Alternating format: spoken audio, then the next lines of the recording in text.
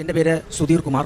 മൂത്ത മകനാണ്. ദിനദേവ് എന്നാണ് പേര്. ഞാൻ 100% അന്ധനായ ഒരാളാണ്. എൻ്റെ മകനും 100% അന്ധത ബാധിച്ച ഒരാളാണ്. എഞ്ചിനീയറിംഗ് എൻട്രൻസ് പരീക്ഷയ്ക്ക് എഴുതുന്നതിന് വേണ്ടി ആപ്ലിക്കേഷൻ കൊടുത്ത് 3ാമത്തെ ദിവസം മോൻ്റെ ഫോണിൽ മെസ്സേജ് വരികയാണ്, നിങ്ങളുടെ ആപ്ലിക്കേഷൻ റിജക്ട് ചെയ്തു എന്ന് പറഞ്ഞിട്ട്. അന്ന് വൈകുന്നേരം പ്രാർത്ഥനയ്ക്ക് ഇരിക്കുന്ന സമയത്ത് എനിക്ക് മാതാവ് നൽകിയ ഒരു സന്ദേശമാണ്, ഈ അധികാരികളോട് ചോദിക്കുക, എന്ത് അടിസ്ഥാനത്തിലാണ് നിങ്ങൾ ഇത് റിജക്ട് ചെയ്യുന്നത്? കണ്ണുകാഴ്ച ഇല്ലാത്തവർക്ക് എഞ്ചിനീയറിംഗ് പഠിക്കാൻ പാടില്ല എന്നുള്ള ഉത്തരവ് എവിടെയെങ്കിലും ഉണ്ടെങ്കിൽ അത് എനിക്ക് നൽകണം പറഞ്ഞു. അതുപോലെ ഞാൻ അടുത്ത ദിവസം കമ്മീഷണർ ഓഫീസിൽ പോയി ഇത് എഴുതി കൊടുത്തു. 2 ദിവസം കഴിഞ്ഞപ്പോഴത്തേക്ക് മെസ്സേജ് വരുന്നു, നിങ്ങളുടെ ആപ്ലിക്കേഷൻ സ്വീകരിച്ചിരിക്കുന്നു. എൻട്രൻസ് പരീക്ഷയ്ക്കുള്ള ഡേറ്റ് ആറായി, സ്ക്രൈബ് ആവശ്യമുണ്ട്. അപ്പം സ്ക്രൈബ് ഓർഡർ കിട്ടണം എന്ന് പറഞ്ഞുകൊണ്ട് ആപ്ലിക്കേഷൻ കൊടുത്തു. അവർ പറഞ്ഞു +1 വരെ പഠിച്ച കുട്ടികൾക്ക് മാത്രമേ സ്ക്രൈബായിട്ട് എഴുതാൻ പറ്റുള്ളൂ. കുട്ടിയുടെ മാർക്ക് ലിസ്റ്റും കൂടെ വേണം ഈ ആപ്ലിക്കേഷനോടൊപ്പം. ഞാൻ 11ാം ക്ലാസ് പഠിക്കുന്ന ഒരു കുട്ടിയെ കണ്ടെത്തി ഡീറ്റെയിൽസ് എല്ലാം വെച്ചുകൊണ്ട് ആപ്ലിക്കേഷൻ കൊടുത്തപ്പോഴത്തേക്ക് +1ന്റെ മാർക്ക് ലിസ്റ്റ് കിട്ടണമെന്നുണ്ടെങ്കിൽ ഇനിയും ഒരു 1.5 മാസത്തോളം കഴിയാൻ റിസൾട്ട് വരാം. അപ്പോൾ അവർ പറഞ്ഞു, അധികാരികൾ പറഞ്ഞ ഒരു കാര്യമാണ്, 10ാം ക്ലാസ് പഠിച്ചപ്പോൾ ഏത് സ്കൂളാണോ പഠിച്ചത് ഹെഡ് മാസ്റ്ററെ കണ്ട് ഈ കുട്ടി ഈ സ്കൂളിലാണ് പഠിച്ചത്, പാസ്സായതാണെന്നും എല്ലാം പറഞ്ഞുകൊണ്ട് മുദ്രപത്രത്തിൽ എഴുതി വാങ്ങിച്ചുകൊണ്ട് വരണം. ശരി എന്ന് പറഞ്ഞാൽ ആ കുട്ടിയും കുട്ടിയുടെ രക്ഷകർത്താക്കളെയും എൻ്റെ ഈ മോനെയും കുട്ടി ഞാൻ ആ സ്കൂളിൽ പോവുകയാണ്. അന്ന് അവിടെ ഹെഡ് മിസ്സസ് ആയിരുന്നു. അപ്പോൾ കാര്യം പറഞ്ഞു, ഒരു വിധത്തിൽ അടുക്കില്ല, ഒട്ടും സഹകരിക്കില്ല. അതായത് കുട്ടി ഇപ്പോൾ 11ാം ക്ലാസ്സിൽ പഠിക്കുന്ന ആ സ്കൂളുകാർ